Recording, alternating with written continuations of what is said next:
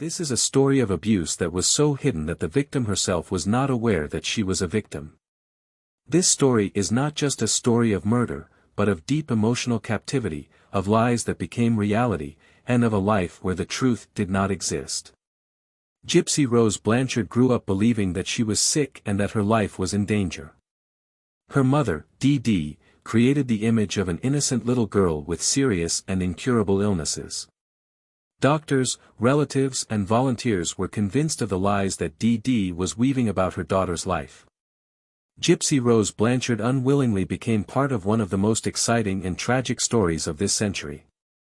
This is a story of abuse, manipulation, control and lies that led to unexpected consequences.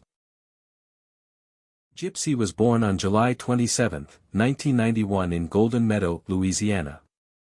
She grew up under unusual circumstances, with a mother who created an imaginary world of disease and suffering. But behind all that, only one thing was hidden, the desire for freedom. Gypsy was the only child of Claudine, better known as Dee, and Rod Blanchard, who separated when she was a baby. Although Gypsy and her father, Rod, were physically separated, she kept in touch with him and he helped her financially. During this time, her mother, Dee, was the one who controlled all aspects of her life.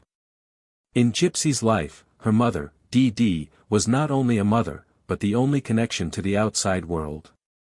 Through skillful manipulation, she created a false image of her child that was far from the truth. At every step, she built the illusion that her daughter was seriously ill. Gypsy didn't just have one or two illnesses, she was presented as the victim of a series of poor health conditions. Leukemia, epilepsy, muscular dystrophy, mental impairment were the diseases that accompanied her. However, none of these diseases were real.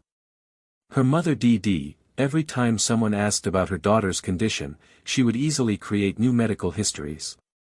She filled out medical records, ordered fake tests, and manipulatively controlled every aspect of Gypsy's life. However, her mother's claims of illness have never been confirmed by independent doctors. Gypsy, taken aback and believing all of this, did not doubt the truth of what her mother was telling her. Throughout Gypsy's life, Dee has always found ways to gain attention and benefit from others, using her daughter. Through lies about Gypsy's health, she created an image of herself as a mother who is brave, devoted and caring for her sick child. Gypsy became a symbol of the victim who was unaware that she was part of a scam. She involved the media, created stories about charities and sponsors who supported her for her courage to care for her sick daughter. People donated money, helped them and organized actions, believing in the truth of the story.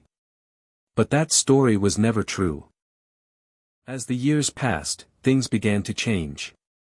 Gypsy, who was always obedient and trusted her mother, felt more and more that something was wrong. Besides knowing that she was not sick, she felt emptiness and great pressure. Although she believed everything her mother told her, she began to have doubts. Why does her mother insist that she is sick, when she is actually healthy? Although she had no physical symptoms, Gypsy felt that her body was not her own. In the world her mother built, she could never be sure of herself. Gypsy was isolated from her peers and from the wider social environment. Her mother Dee kept tabs on what she was doing, where she was going and who she was seeing, claiming that Gypsy was too sick to have friends. She used emotional manipulation to keep Gypsy under control. She claimed that she was the only one who could take care of gypsies and that everyone around them was evil and untrustworthy. She manipulated Gypsy's need for attention and affection, constantly pointing out that she is a brave and devoted mother who sacrifices herself for her child. Gypsy felt that her mother was the only one who loved her, so she did not oppose her mother's decisions even though they were harmful to her. She had no privacy. Everything from her medication to her personal belongings was under her mother's control. She often conducted rigorous checks to make sure Gypsy didn't try to escape or reveal the truth.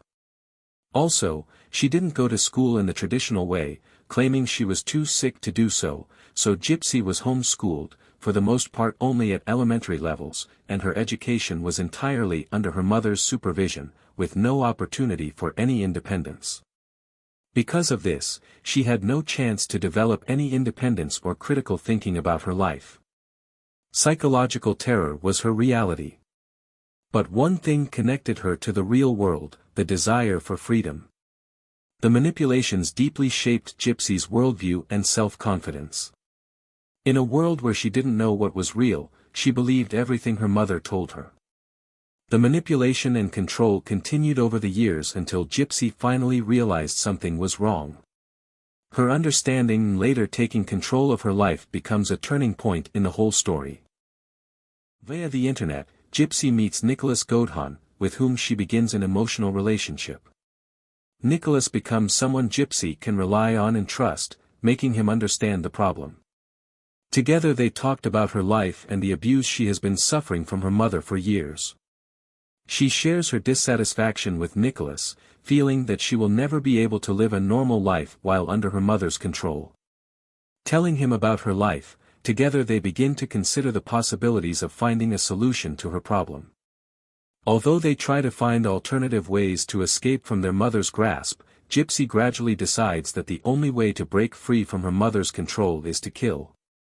On June 10, 2015, Gypsy and Nicholas decide to put their plan into action. Nicholas arrives in Springfield, where together with Gypsy's he decides to kill Dee. The murder takes place in her bedroom, where Nicholas stabs her repeatedly. After the murder, the two flee the crime scene. Gypsy posts a status on Facebook that surprises relatives and neighbors, and they alert the police, who find Dee's body, a few days after the murder, on June 14, and since Gypsy was not found in the house, she becomes the main suspect. Although Gypsy and Nicholas tried to escape, due to their social media activity, the police quickly tracked them down, and they were arrested on June 16 in Big Bend, Wisconsin. A month later, in July 2015, Gypsy and Nicholas were charged with the murder of Dee Blanchard. The process that followed was very controversial and emotional, as it involved complex emotional and psychological aspects, and the investigation and trial attracted a lot of public attention. Although Gypsy claimed that years of emotional and psychological abuse led to the murder, Gypsy was charged with murder and Nicholas with accessory after the fact. Gypsy admitted to killing her mother, but claimed she did it because of years of emotional and physical abuse she suffered from her mother. Nicholas said he helped Gypsy, but claimed it was out of love and a desire to help her break free. Gypsy claimed that she killed her mother because she was under immense psychological pressure and manipulation. During the trial, lawyers argued that she had been emotionally abused and had no other options to free herself. The defense used expert testimony, including psychologists, who explained the deep trauma Gypsy suffered. Gypsy's lawyer explained at the trial that her mother had Munchausen Syndrome, a psychological disorder in which parents seek sympathy through exaggerated or fabricated illnesses of their children. There was considerable debate as to whether Gypsy was fully capable of seeing the consequences of her actions, given her psychological state. Nicholas claimed that he was helping Gypsy because he loved him, but he didn't want to do anything wrong. His lawyer made claims that Nicholas was under a lot of emotional stress and that he was under the influence of Gypsy's. Nicholas stated that he had no intention of killing Joan, but was willing to help Gypsy get rid of her mother.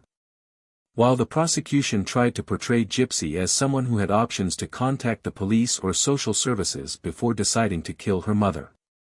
On the other hand, the defense argued that her actions were the result of emotional stress and mental abuse. Gypsy confessed to the murder, but the court decided to reduce her sentence due to her severe psychological condition. She was sentenced to 10 years in prison for murder, a sentence that took into account her emotional abuse. Gypsy received a lot of public sympathy during the trial, partly because of her age and the trauma she had gone through. Nicholas was sentenced to 25 years in prison for complicity in murder. He did not have the same mitigating circumstances as Gypsy and was held responsible for aiding and abetting the crime. Gypsy became a controversial figure in the media. Some considered her a victim, while others argued that her behavior should have been sanctioned as manslaughter. After her conviction, Gypsy was sent to serve her prison sentence at a women's prison in Louisiana. During her stay in prison, she met Ryan Anderson through letters, with whom she entered into a short-lived marriage. This unusual situation further complicates her already traumatic life. Marriage in prison was, as she herself stated, a way to find love and support. Due to good behavior, Gypsy was released from prison at the end of December 2023, after serving almost 8 years of her sentence. A few months after being released from prison, she announced that she was expecting a child with her boyfriend Ken Erker. She gave birth at the end of December 2024 and had a daughter named Aurora. In the end, Gypsy Rose remains a symbol of how manipulation can destroy life and shape destiny, but also a call for a deeper understanding of the victims of such tragic situations.